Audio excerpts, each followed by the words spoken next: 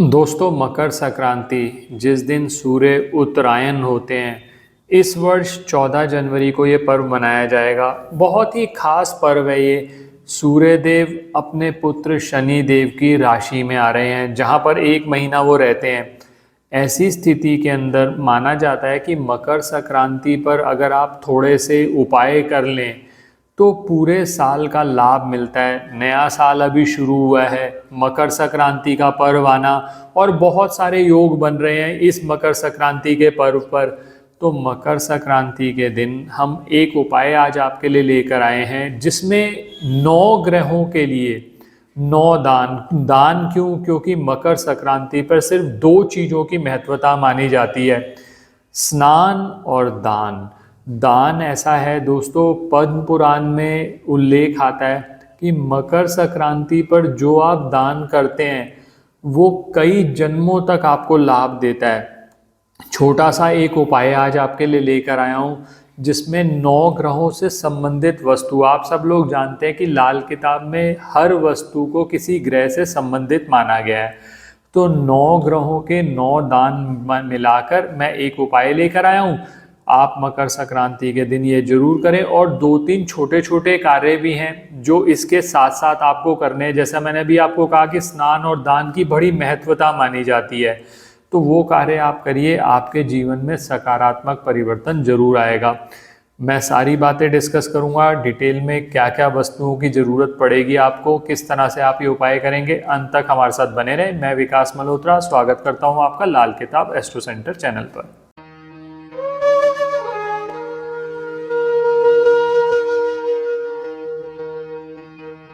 अब दोस्तों, जो मैं उपाय आज आपके लिए लेकर आया हूँ उसको बात करने से पहले 2 छोटे छोटे कार्य आपने और करने हैं।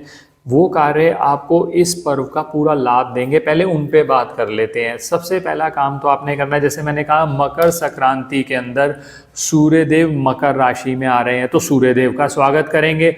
सूर्य सरकारी कामकाज के, मान सम्मान के कारक हैं। सूर्य हो तो आप देखिए कि आपकी जो बॉडी के अंदर जोश जो बना रहेगा वो सूर्य की वजह से आता है। हड्डियों में समस्याएं जो आती हैं, अगर वो सूर्य अच्छे हो तो वो समस्याएं नहीं आएंगी।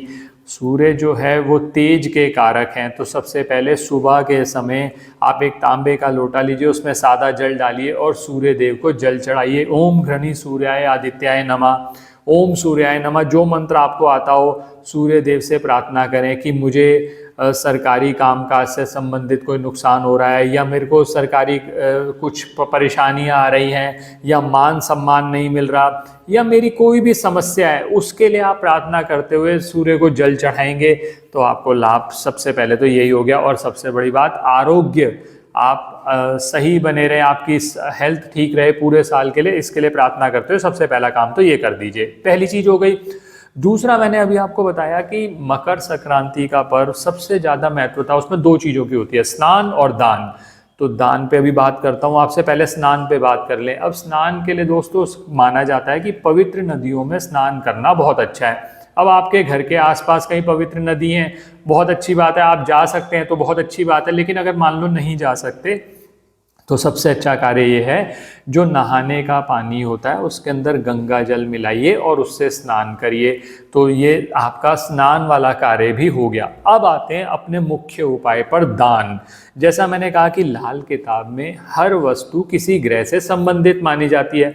अब हमने 9 ग्रहों का दान करना है, तो हम पहले सूर्य से ही शुरू करते हैं, क्योंकि मकर संक्रांति का पर्व है। अब हम कर क्या रहे हैं, इसमें 9 ग्रहों की 9 वस्तुएं ले लेंगे, उनको इकट्ठा कर लीजिए और उनको उससे हमने उपाय करना है। कैसे करना है वो बाद में बात करता हूँ, पहले 9 ग्रहों की वस्तुएं आप नोट कर लीजिए। सबसे पहले लेना है सूर्य के लिए गेहूं।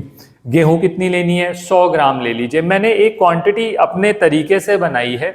जैसे मैंने कहा ना कि मैं 9 वस्तुएं लूंगा तो 100 ग्राम हो गई, तो 900 ग्राम ये सामान हो जाता है।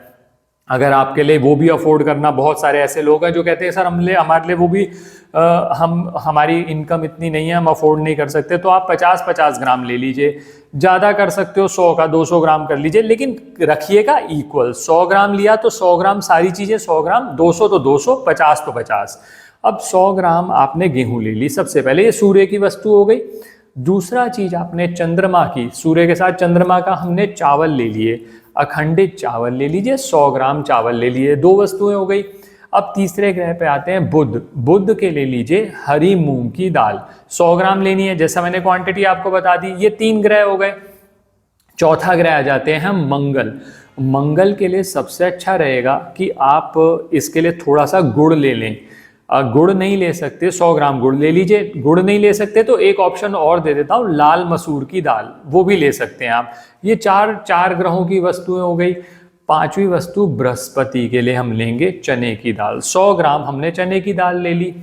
छठी हम शुक्र पे आ गए। शुक्र के लिए हम लेंगे सफ़ेद जवार। सफ़ेद जवार पंसारी के पास बहुत आसानी से मिल जाती है, आप वहाँ पूछ लेंगे, बहुत आसानी से मिल जाएगी। 100 ग्राम सफ़ेद जवार ले ली। ये हमने 6 ग्रहों की वस्तुएं ले ली। शनिदेव के ले लीजिए काली उड़द की दाल। काली उड़द की दाल 100 ग्राम लेनी है, जैसा मैंने पहले बता दिया। और 8 और 9 यानी राहु और केतु के लिए, राहु के लिए लीजिए 100 ग्राम जौ। जौ पंसारी की दुकान पे मिल जाएगी, राशन की दुकान पे बहुत आसानी से मिल जाएगी। छिलके वाली जौ ले लीजिए, 100 ग्राम वो ले लिया आपने।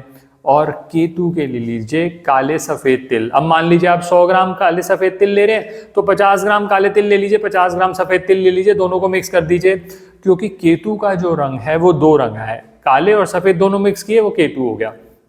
अब ये सारी वस्तुएं आपने ले ली, इन सब वस्तुओं को आप मिक्स कर लीजिए। अप्रॉक्सीमेटली 900 ग्राम आपका सामान हो गया अगर 100 ग्राम के हिसाब से चल रहे हैं, और 50 ग्राम के हिसाब से चलेंगे तो 450 ग्राम सामान हो गया। अब ये कहीं पर भी जहाँ पक्षी उपलब्ध होते हैं दोस्तों, जहाँ पक्षी उपलब्ध होते हैं ना, वहाँ नॉर्मली और जीव जंतु भी मिल जाते हैं। तो जैसे आपने गुड़ लिया है तो बहुत लोग ना वहम, क्योंकि वहम का इलाज दोस्तों किसी के पास नहीं है, तो वो वहम में पड़ जाते हैं, सर गुड़ ले लिया, अब गुड़ पक्षी खाएंगे नहीं खाएंगे, टेंशन लेके बैठ जाते हैं। एक अच्छा काम करने जा रहे हो, थोड़े से पैसे खर्च रहे हो, और आपने मतलब दुनिया भर की मतलब वहम डाल के अपना परेशान कर दिया, खुद को भी दूसरे को भी परेशान करेंगे।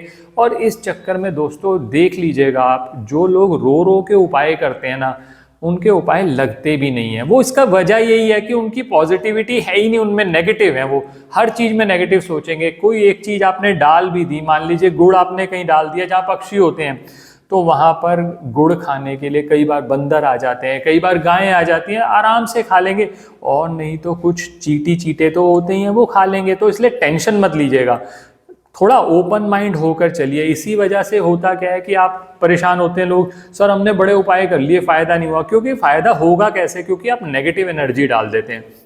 तो क्या करना है, ये 900 ग्राम सामान लिया, जहां पक्षी मिलते हैं ग्राउंड में, कहीं पर भी, छत पे नहीं डालना, वो मैं पहले डिस्कस कर चुका अपने वीडियोस में।